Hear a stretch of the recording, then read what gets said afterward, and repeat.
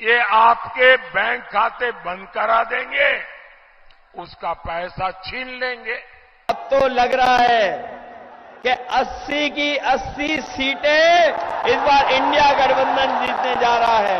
आप लोगों के खिला रहे हैं और जो लोग हमसे चल रहे हैं, नफरत कर रहे हैं, उनको लिए भी हम लोग के खिलाना चाहते हैं। मुंह मीठा कर लीजिए, क्योंकि इस बार हम लोग का सरकार बनना है और ये सरकार का उपलब्धि में आप लोग मुंह मीठा कीजिए। नमस्कार, आज के इस वीडियो में आप सभी का बहुत बहुत स्वागत है। हम आपके साथ 2024 लोकसभा चुनाव का विश्लेषण को शेयर करने जा रहे हैं। इसमें बतलाने का प्रयास करेंगे कि एनडीए जो मोदी व बीजेपी केंद्रित अलायंस है और इंडिया जो कांग्रेस केंद्रित अलायंस है, इन दोनों अलायंस को 2024 लोकसभा चुनाव में कितनी सीट मिलेंगे उस पर विश्लेषण करने का प्रयास करेंगे। इसके लिए हमने एनडीए अलायंस बीजेपी के चुनावी मुद्दे और इंडिया अलायंस के चुनावी मुद्दे और उसका जनता का रिस्पॉन्स को माना है, आधार माना है, जिसमें इंडिया अलायंस एनडीए से बाजी मार ली है।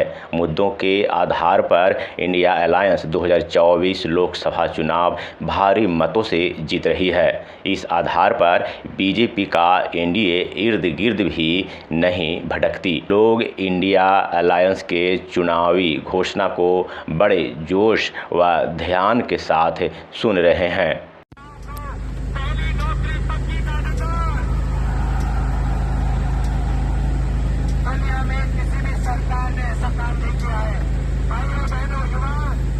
साउथ इंडिया में तेलंगाना 17 लोकसभा सीट, आंध्र प्रदेश 25, कर्नाटका 28, केरला में 20 लोकसभा सीट हैं, महाराष्ट्र में 48, उड़ीसा में 21, तमिलनाडु में 39, अंडमान निकोबार में 1, दादर और नगर हवेली में 1, दमन द्वीप में 1, लक्षद्वीप में 1, पुडुचेरी में 1 और गोवा में 2 सीटें हैं।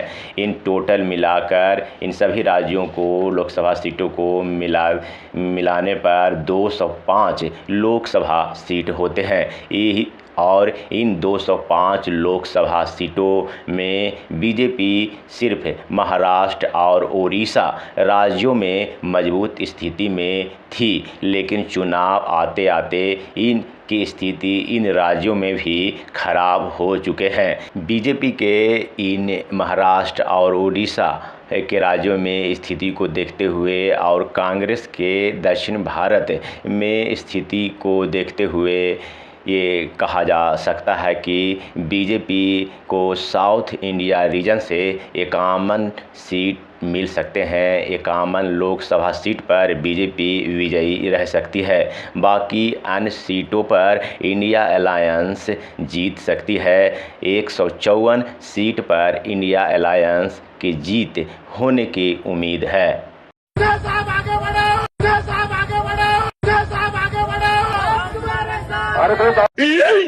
मध्य इंडिया में बीजेपी का शासित राज्य गुजरात, मध्य प्रदेश, राजस्थान और छत्तीसगढ़ है। गुजरात में 26 लोकसभा सीट हैं, मध्य प्रदेश में 29 लोकसभा सीट हैं, राजस्थान में 25 लोकसभा सीट हैं और छत्तीसगढ़ में 11 लोकसभा सीट हैं। टोटल 91 सीट होते हैं। मध्य इंडिया से टोटल 91 सीट होते हैं। इन सभी राज्यों में बीजेपी का शासन है। पहले यहाँ बीजेपी इन राज्यों में मजबूत स्थिति में थी, लेकिन चुनाव आते आते गुजरात में, राजस्थान में इनकी स्थिति खराब हो गई।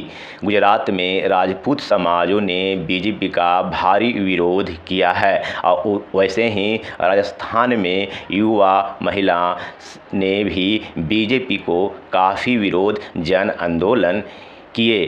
बीजेपी को राजस्थान में आम लोगों के विरोधों का, युवाओं के विरोधों का सामना करना पड़ा है, जिससे 2024 लोकसभा चुनाव पर बहुत बड़ा असर पड़ेगा। बीजेपी को इसमें बहुत बड़ी नुकसान होने वाली है।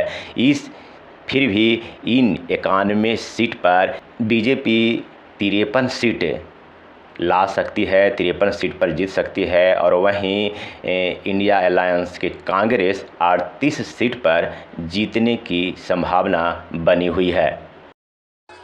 देखो तस्वीरें, राजस्थान की तस्वीरें, आपने राजस्थान की तस्वीरें बता रही हूँ, राजस्थान की तस्वीर। ईस्ट इंडिया रीजन में 25 लोकसभा सीट पर चुनाव हो रहे हैं। असम में 14 लोकसभा सीट हैं, मणिपुर में 2 लोकसभा सीट हैं, मेघालय में 2 लोकसभा सीट हैं, मिजोरम में 1 लोकसभा सीट है, नागालैंड में 1 लोकसभा सीट है, सिक्किम में 1 है, अरुणाचल प्रदेश में 2 लोकसभा सीट है, त्रिपुरा में 2 लोकसभा सीटें हैं। इन पूर्वी इंडिया में टोटल मिलाकर 25 लोकसभा सीट होते हैं। इन राज्यों में बीजेपी की स्थिति बहुत ही खराब है। मणिपुर में बहुत समयों तक हिंसा रहे। इस हिंसा से बीजेपी का पूर्वोत्तर भारत में भारी नुकसान होने की संभावना है। राहुल गांधी के न्याय यात्रा में जिस प्रकार से लोगों ने जमा हुआ, उससे कांग्रेस पूर्वोत्तर भारत में मजबूत स्थिति में आते दिखी। असम में भी मजबूत स्थिति में कांग्रेस दिखी, जबकि असम में बीजेपी की सरकार है। इस ईस्ट इंडिया में बीजेपी और कांग्रेस के तत्काल हालात को देखते हुए, स्थिति को देखते हुए बीजेपी एनडीए गठबंधन को 7 सीटें मिल सकते हैं और वहीं कांग्रेस इंडिया अलायंस के कांग्रेस को 18 सीट मिल सकते हैं। नॉर्थ इंडिया में जम्मू एंड कश्मीर है, जहां 6 लोकसभा सीट हैं, हिमाचल प्रदेश है जहां 4 लोकसभा सीट हैं, हरियाणा है जहां 10 लोकसभा सीटें हैं, पंजाब हैं जहां 13 लोकसभा सीटें हैं, उत्तराखंड है जहां 5 लोकसभा सीट हैं, दिल्ली है जहां 7 लोकसभा सीट है, उत्तर प्रदेश है जहां 80 लोकसभा सीट है, बिहार है जहां 40 लोकसभा सीट है, झारखंड है जहां 14 लोकसभा सीट है, वेस्ट बंगाल है जहां 42 लोकसभा सीट है और चंडीगढ़ है जहां 1 लोकसभा सीट है। टोटल मिलाकर नॉर्थ इंडिया रीजन में 222 लोकसभा सीट होते हैं। इन 222 लोकसभा सीट पर बीजेपी को आम आदमी पार्टी, समाजवादी पार्टी, राष्ट्रीय जनता दल, आरजेडी और जेएमएम और टीएमसी जैसे दिग्गज क्षेत्रीय पार्टियां से मुकाबला होने जा रहे हैं। इन पार्टियों की मजबूती इन क्षेत्र में बहुत ज़बरदस्त तरीके से है। आम आदमी पार्टी की इन रीजन में 30 सीटों पर पकड़ है, वहीं समाजवादी पार्टी की 80 सीटों पर ज़बरदस्त पकड़ है, आरजेडी की 40 सीटों पर पकड़ है, जेएमएम के 14 सीटों पर पकड़ है, वहीं टीएमसी को 42 सीटों पर पकड़ है।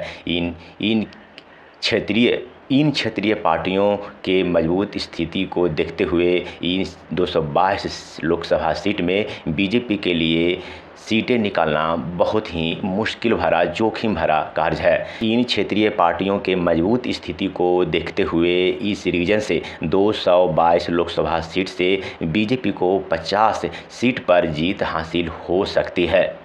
वहीं इंडिया अलायंस को 172 सीट इन क्षेत्र से मिल सकते हैं। आपको बता दूं कि बीजेपी को इस रीजनों में रैली जुटाने के आदमी तक नहीं मिल रहे हैं। रैली जुटाने में बीजेपी को स्थिति खराब हो गई है। रैली जुटाने में समाजवादी पार्टी के लोगों को ठग कर, गलत तरीके से समझा बुझाकर उनकी गाड़ियों को ले जाने के मामले प्रकाश में आए हैं। चूतिया बना के अमित शाह की रैली में लेके गए सब समूह वाले को, बोले हमें राकेश रैली में चलना पड़ता है, लेके गए हैं वहाँ हम पट्टी। पूर्ण रूप से देखने का प्रयास करते हैं। साउथ रीजन में बीजेपी को 51 सीट मिल सकते हैं, वहीं मध्य इंडिया से बीजेपी को 53 सीट मिल सकते हैं, ईस्ट इंडिया से बीजेपी को 7 सीट मिल सकते हैं और नॉर्थ इंडिया से बीजेपी को 50 सीट मिल सकते हैं। टोटल इस 2024 लोकसभा चुनाव में बीजेपी को 161 सीट मिल सकते हैं। वहीं इंडिया अलायंस को 2024 लोकसभा चुनाव में, इस लोकसभा चुनाव में 382 सीट मिलने की पूर्ण संभावना है। इस प्रकार से 2024 लोकसभा चुनाव में इंडिया अलायंस पूर्ण रूप से स्पष्ट बहुमत से जीतने जा रही है और इसकी सरकार बनने जा रही है।